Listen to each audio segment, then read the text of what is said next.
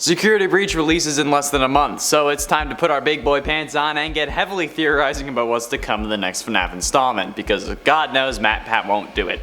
Okay, you know me, you know the list, let's do it. And it's in Afton's hell. I think we all know where William Afton, aka the purple guy, aka a whole load of other things, deserves to go. One-way trip downstairs, baby! Or as Henry said, although for one of you, the darkest pit in hell has opened to swallow you whole. So don't keep the devil waiting, old friend. We thought that William was in hell for Ultimate Custom Night, however this proved to not be the case when The Man in Room 1280 released, showing us that instead, William had only been in a coma like his son years before. However, winning this time was waking him up instead of dying. Only dying when he explodes in a Fazbear warehouse and creates Glitchtrap. But is this really what happened? Did William really possess a hard drive and become sentient code, or is there something more going on here? While yes, the weird things in this series can be explained away with, oh, it's FNAF, or a dream theory of some sort, what if instead it's actually because now we're in hell to torture William? Think about it. If William is sentient code, he wouldn't actually be able to possess someone, okay? That doesn't make any sense, even for FNAF. Therefore, he would be unable to kill anyone and would instead just have to watch. Maybe he's being tricked into thinking that he's winning just so that we can pull the rug out from underneath him.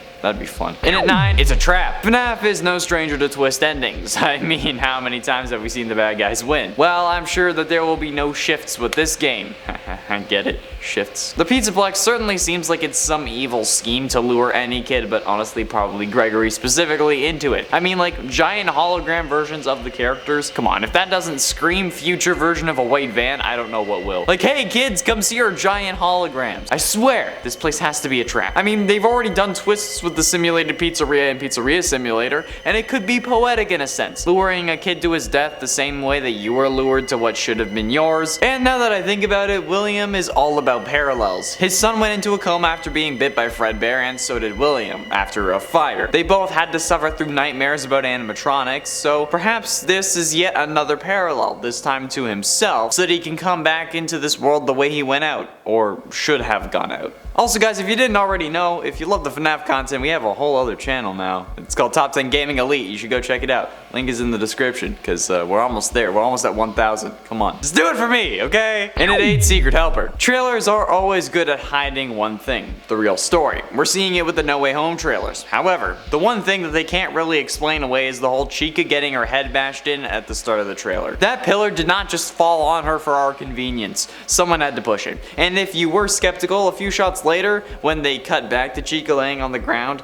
the shadow of the pillar moves as if it was being pulled off of her. So, who's helping her? Some could assume Vanessa, but she doesn't really seem strong enough to be able to move it. Now, don't get me wrong, I know that looks may be deceiving, I'm certainly stronger than I look, however, the more likely culprit here is that it's just Glamrock Freddy. But this begs the question, how? Since the only times we've seen him, when he's making a secret appearance in the trailer or he's in mech mode, which would mean that if he is swapping between the two, that Freddy is just an updated version of the Springlock suit, which makes me want to pee myself, because we all know how that went last time. And it's 7, Fake Friend. I think at this point that Afton has learned that in order to kill people easily and effectively that they need to trust you, and that's why he wore the Spring Bonnie suit. I'm sure Charlotte didn't trust him and that's why he had to kill her out in the alley, but why would I bring this up? Simple. Because if this was what he learned, he would use this knowledge when creating and programming his little murder bots. So by proxy, this would also count for his virus. And what unlikely friend do we have that we have to trust in order to get through some aspects of the game? Glamrock Freddy. I wouldn't be surprised if this is all a ploy just to get us to trust Glamrock Freddy, by having the animatronics attack us so that we'll have to trust him, and then all of a sudden we lose control of him in mech mode and we end up being taken somewhere to be sacrificed or whatever the case may be. I'm sure that Freddy is going to betray us, okay? And I get it, but at the same time I find it unbearable.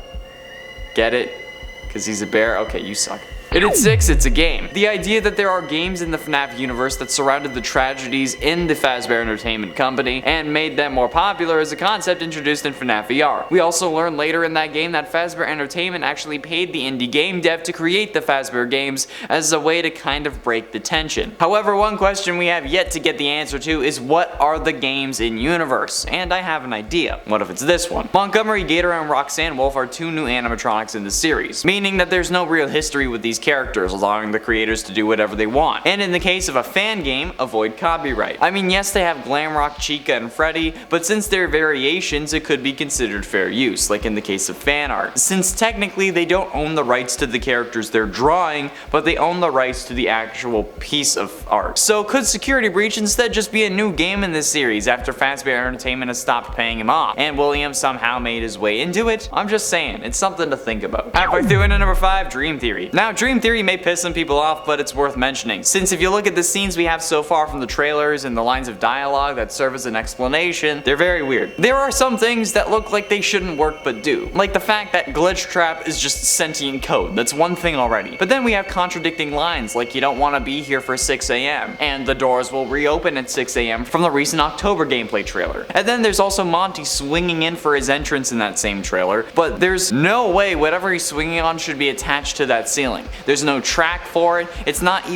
even like a slit in the ceiling to suggest that there is a track above it. It's just in the concrete, able to move forward and side to side somehow. Hell, honestly, it shouldn't even be hanging. It seems way too unrealistic, which only adds to the idea that this could be a dream, or rather, one of the in-universe games, because if it's an indie game, they wouldn't really pay attention to that detail. And at 4, the arm. The arm at the end of the initial Security Breach teaser drove the internet mad for like a week before we ultimately said we'll just wait for the next trailer. However, while that trailer did take a while to release, it did eventually get here, and there was no mention of that arm. And again, with the most recent and probably last trailer before the game's release, let's be honest, again, nothing about that arm. And while I understand why, it's still frustrating. So you can guess that when someone tagged me on Twitter at Centimeter Monroe and showed me a picture comparing the Security Breach arm to the arm of Nightmare Freddy, I would be intrigued. So intrigued, in fact, that I actually got angry, because if this ends up being Nightmare Freddy's arm, I'm leaving. Okay? Like, these animatronics are perfectly content being illusions or a child's imagination running wild while his body is trying to save his life. Still, what the hell?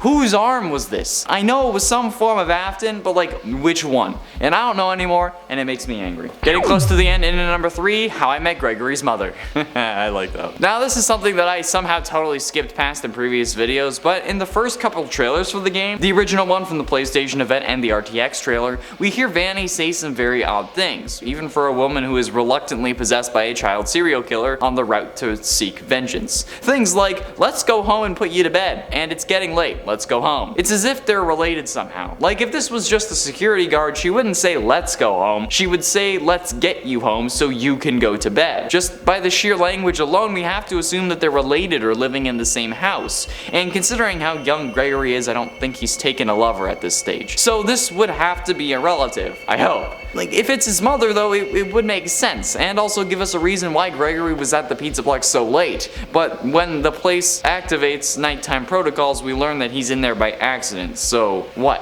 Does our mother close the doors on us because she thought that we had left already? Like, I don't know. In the recent trailer, we see us running towards doors and then they start closing, so is that the start of the game? Honestly, I bet it is.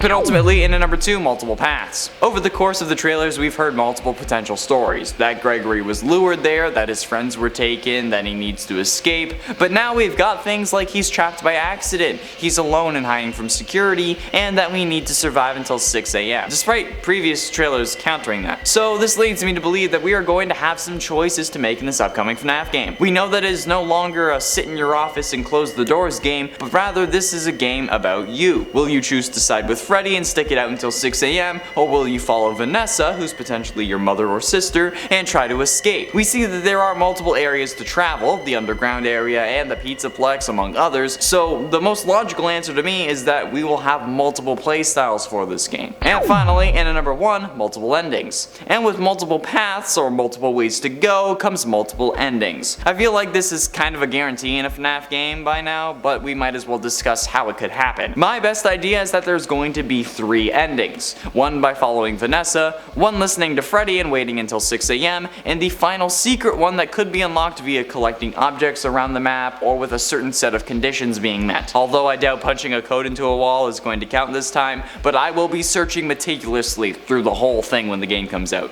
You best know I'll be playing it. This is like the only FNAF game that I will have played all the way through. Like, don't get me wrong, I like the series, mostly, but I hate being scared. Being scared is a bad thing thing, and I say this every time. We should not willingly be putting ourselves in situations that make us scared. Being scared is supposed to tell us that something is wrong, and if we like being scared, then if there's actual danger, we may not react in time or properly because we just like the feeling of being scared. So just don't do it. It's a bad idea. There we have it, friends. Thank you all so much for watching. I have been and shall remain Connor Monroe, and I'll see you in another video.